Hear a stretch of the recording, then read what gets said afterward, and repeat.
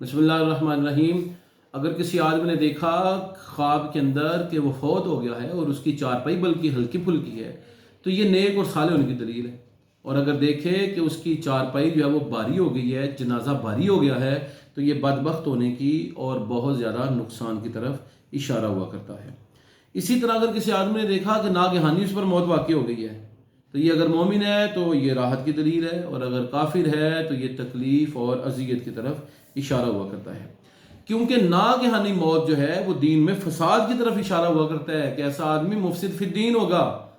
اگر وہ دیندار نہیں ہے تو مزید کفر و شرک کی دلدل کے اندر پھنس جائے گا، اور اگر جلد اس کو موت آ گئی اور ہے مومن اور خواب کے اندر اس نے دیکھا ہے کہ جلد مر گیا ہے، ناگہانی موت آ گئی ہے، تو یہ راحت اور سکون کے ساتھ اس دنیا سے اٹھ جانے کی طرف اشارہ ہوا کرتا ہے۔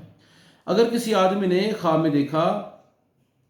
کہ مردہ ہے اور پھر زندہ ہو گیا ہے تو یہ اس بات کی دلیل ہے کہ یہ اپنے گناہوں سے توبہ کرے گا، اور بعض اوقات یہ درازی عمر کی دلیل ہوتی ہے۔ خواب میں کسی کو مردہ دیکھنا جو کہ زندہ آدمی ہے یہ اس کی عمر بڑھنے کی دلیل ہے، اور کسی مرے ہوئے آدمی کو زندہ ہوتے ہوئے دیکھنا یہ اس بات کی دلیل ہے کہ جس آدمی نے خواب دیکھی ہے اس آدمی کو کوئی پریشانی یا کوئی تکلیف آئے گی، یا اس آدمی کے حال احوال بیکسر تبدیل ہو جائیں گے۔